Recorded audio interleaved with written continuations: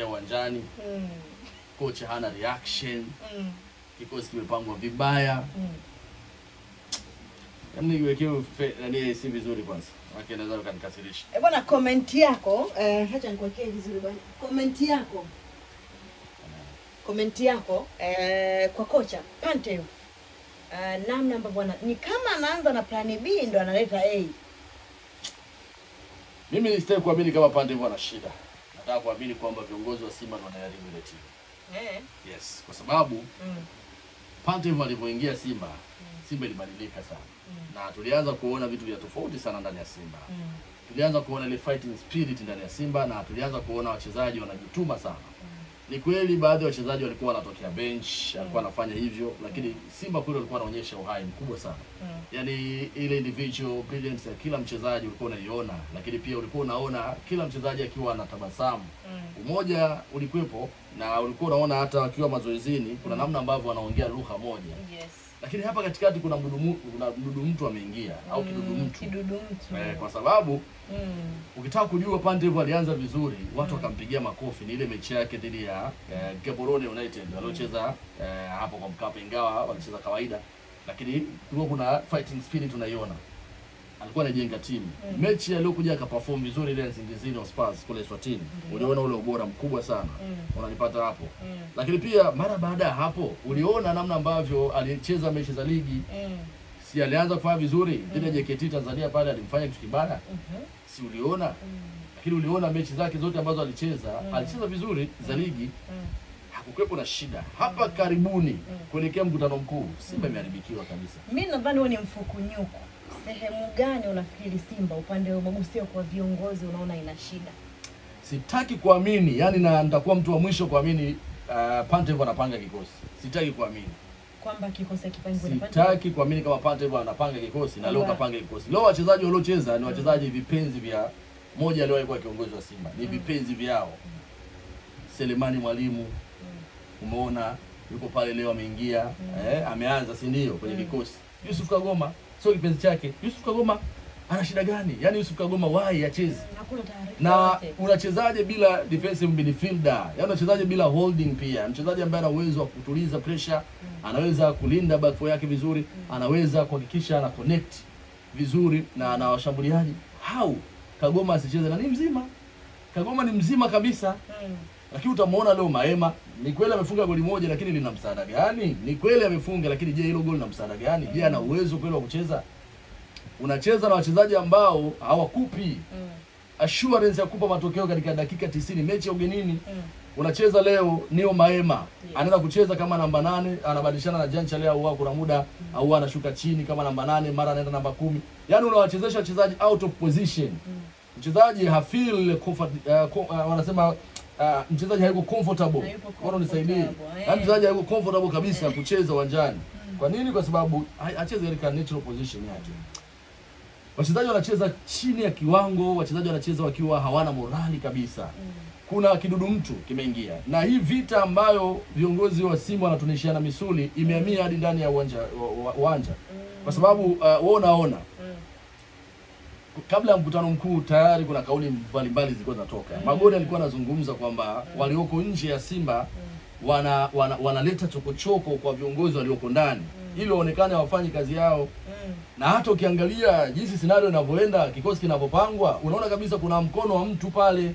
Na mtu yuko nje ya klabu, hao anapata hiyo room na anapata hiyo nguvu wapi ya kuweza kutikisa uongozi uliopo madarakani na kupelekea ukaenda kuathiri hata mchezo wenyewe. Huu ni mchezo wa kimataifa.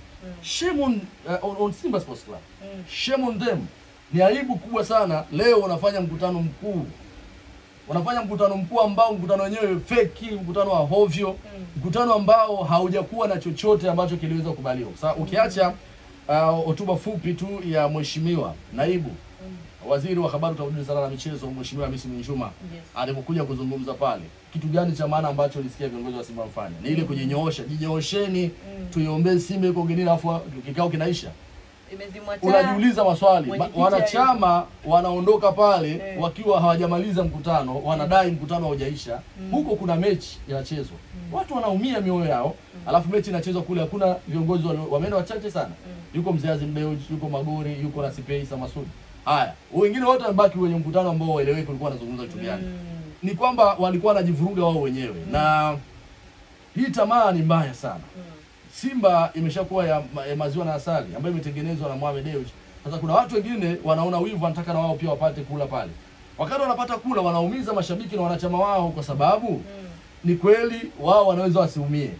Wanakula vizuri milo 3 kwa siku, wanalala pazuri. Sawa, wanawake wazuri, wana maisha mazuri. Lakini kuna watu ambao wanatoka mbali. Leo kuna dada mmoja ametoka Zanzibar, amekuja kwenye mkutano pale analia machozi. Anasema hivi, tumekuja kufuata nini hapa? Nimepoteza nauli yangu, si ni bora ningekaa pale ningekuwa nasubiria mechi nitazame. Haya, angalia kilichofanyika kwenye mkutano, kimeenda kuwavaa wachezaji. Wachezaji wanacheza mpira, hawana morali, wako down. Mchezaji akipigiwa mpira anaona kama mpira kala moto. Elimu Panzu miguu haina nguvu kabisa, na touch zake hauzielewi. Ukiachana na Nabi Kamara, namna ambavyo leo aliperform, kwangu Nabi Kamara ndo one of the best, alifanya kiwango bora sana. Alikuwa na outstanding performance. Yeye ndo alikuwa anakata umeme, anakaba, anapiga mashuti, anafanya anavyotaka, mpaka baadaye anakuja kuonyesha kadi ya njano. Lakini nje una mtu kama Alassane Maudo Kante ambaye ungeanza naye, lakini unakuja kumpanga Nabi Kamara katika eneo hilo na Jean Charles au mara niyo maema. Budo amechemka. Nje una mtu kama Morris Abraham. Aliingia tukaanza kuona vitu alivyofanya. Una mtu kama Jonathan Soa ambaye tunajua sasa hivi Simba amemuua Jonathan Soa wao wenyewe. Sitaki kuamini kwamba Jonathan Soa ndiye kiwango chake ndio kiko vile. Kile ambacho kinaendelea kwa viongozi wa Simba kimewavaa wachezaji. Mimi naamini Pantev anapangiwa kikosi. Sio akili yake kabisa. Sio akili yake kabisa, na wasipokuwa makini. Ile kauli ya Manara kwamba misimu 10 mfululizo Yanga atachukua ubingwa na naiona hapa, kwa sababu pale Simba hamna mtu mwenye sauti ya kuweza kuondoa hii pressure iliyopo kwa sasa.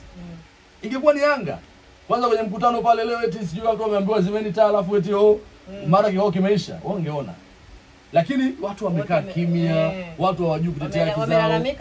Watu wanalalamika nje. Sasa wale wanalalamika nje, na ulikuwa kwenye mkutano pale, ulishindwa kutoa hoja zako. Lakini mwisho wa siku Simba wanateseka. Hakuna mtu ambaye ana sauti ya kuamua. Poor performance. Yaani ukiniambia leo nichambue mchezo, Simba alicheza katika kiwango duni sana, hafifu mno. Wameruhusu magoli mawili haraka. Magoli yanafungwa katika mazingira ya kutatanisha. Watu wanatembea uwanjani, mtu anakaba kwa macho. Mwisho wa siku wanaumia sasa ni mashabiki, viongozi wao wanafurahia maisha. Mpira mbovu na inanifikia bahala naamini kwamba Simba robo finali ya nje. Yaani mpaka kufikia sasa kwa namna ambavyo nimetazama. Kwa hivyo walivyocheza, leo. Sio mpoteza mchezo.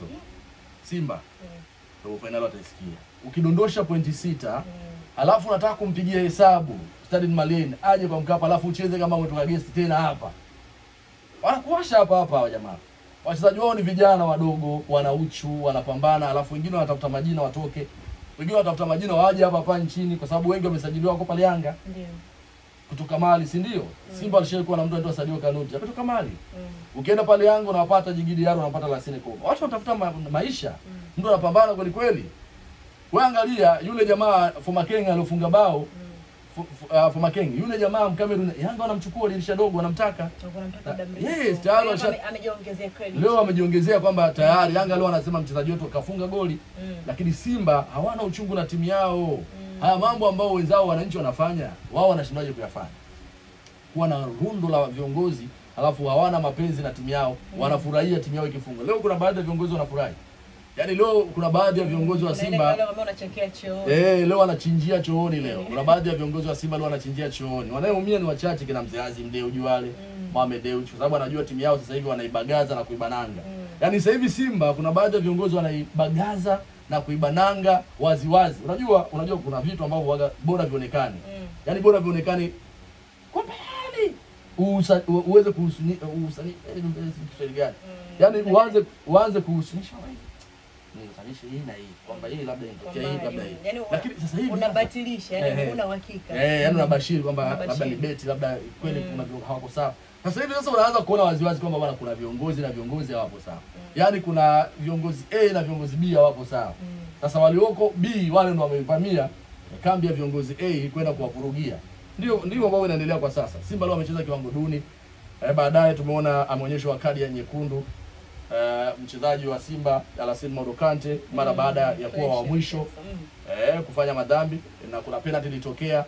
Yakubu Sulemani alidaka mtu, lakini bahati nzuri aliokoa yeye mwenyewe. Lakini angalia wachezaji ambao walionyeshwa kadi ya njano, mtu kama Nabi Kamara. Lakini angalia pale juu namna ambao wachezaji walicheza, walikuwa wanaruka nafasi kama 3 za wazi 4, wachezaji wanakosa magoli. So kwangu nafikiri pressure na shida ambayo viongozi wa Simba wanayo imewavaa tayari wachezaji. Ni ngumu sana kwenda hatua ya robo finali kwa hapa alipofikia. Kauli ngumu hiyo. Frijibob, tumalize na hii. Wewe niambie, wataenda wataenda kwa wale Petro di Luanda kuchukua points? Ni mpira. Haya, mpira gani? Mpira huo. Mpira gani? Kwa sababu haionyeshi ishara. Yaani Simba hawaonyeshi ishara kwamba kuna kitu anakitafuta. Hawaonyeshi ishara kwamba kuna kitu cha ziada ambacho wanataka kufanya. Timu ambayo inatafuta nafasi au upenyo kwenda hatua fulani, utaona jitihada za kuanzia kwenye benchi la ufundi, jitihada kwa viongozi. Watu wanaachana mkutano. Kulikuwa una haja gani kufanya mkutano leo? Leo wangefanya jana. Jana silikuwa Jumamosi. Ilikuwa ni free day kabisa. Yaani Mangungu amejitetea kwamba kwamba zilipangwa katika siku 3 za inapanguliwaga. Yaani inapanguliwaga. Wewe unajua leo una mechi kubwa ugenini kwenda kutafuta pointi 3 ili maintain status yako. Simba iko nafasi ya 5. Mohamed Dewji amemwaga jasho lake. Simba iko nafasi ya 5 leo kwa ubora barani Afrika. Simba inaenda kufungwa kizembe kiasi hiki. Usitaki kuniambia wachezaji ni wabovu. Fadu Davies amewapa wachezaji bora sana. Wote wale waliobaki ni bora sana. Kwa sababu anaanza 80-90. Unafanya mkutano leo, mkutano hauna kichwa wala miguu, alafu unaenda kufungwa pia. Kwa hiyo Simba leo wamefungwa kuanzia kwenye mkutano mpaka kule Mali. Inawaumiza sana mashabiki kusema kweli. Na mimi siku zote mimi nakuaga upande wa mashabiki. Wao wa Yanga wameumia, mimi nakuwa upande wao. Mimi sikogi upande wa viongozi. Siko, kwa sababu sioni faida yoyote. Ukiwa upande wa mashabiki haulali njaa. Na hao ndio washikaji ambao unakaa nao mtaani. Maumivu yao unayasikia na unayaona. Viongozi wana magari yao, wana maisha, wanakula hapo hapo kupitia Simba. Je, mashabiki wanapata wapi? Watu wanunduliza hawa. Mtu tu kula hata milioni 3 shida, alafu unamnyima matokeo, unamnyima furaha. Misimu 4 mfululizo. Manara alisema Simba hawatachukua ubingwa, Yanga atachukua mara 10 mfululizo back to back. Ile ilikuwa ni mwaka 2020. Ni miaka 5 sasa. Manara alipotua tu pale Yanga Afrika akasema the return of champions, home of champions. Young Africans atachukua ubingwa back to back 10 season. Unapata vizuri? Baada ya 4 kwenye ligi, tayari washachukua, wamemfunga Simba mara 6. Umeanza kuona tena kidudu. Mtu kimeingia kwenye michuano ya kimataifa. Kwa hiyo tumii Manara atafutwe, aulizwe aliona nini. Na kama Simba ataendelea hivi, ile Simba inarudi kwenye ile Simba ya mabakuli, ile Simba ambayo ilikuwa Simba ya kuokota kisoma kweli. Bwana wanamkumbuka Kamara, Yakubu hawafurahishi. Yaani sasa Kamara angekuepo wasingefungwa, wangefungwa tu. Yaani Yakubu wetu amlaumu tu. Wachezaji wote leo walikuwa under performance. Hawakuwa na kiwango bora. Wote. Sosi imeanza katikati ya uwanja. Ndo ni mligo. Wao mipira inatokea upande wake. Lakini ukiangalia Kapombe amechoka, ukiangalia Neo Maema hakuna cha maana anafanya. Kila pasi anataka kupenyeza. Inakataa. Angalia Jancha leo walichofanya ni nini? Angalia mwalimu alichofanya ni nini? Angalia kila mchezaji aliyoingia alifanya kitu gani cha ziada, ukiacha na Neo Maema aliyofunga. Mimi aliocheza vizuri leo kwangu naweza kusema man of the match ni Nabi Kamara, lakini baadaye Morris Abraham akaja akaonyesha ubora wake. Kwangu mimi wachezaji wawili wa Simba walio perform na muongeza na nani kwa mdogo ule Wilson Nangu, watatu Nangu, Nabi Kamara pamoja na Morris Abraham. Hao wengine wote swaga wakabangwe korosho kule Mtwara. Nishamaliza. Bwana, shukrani sana. Yani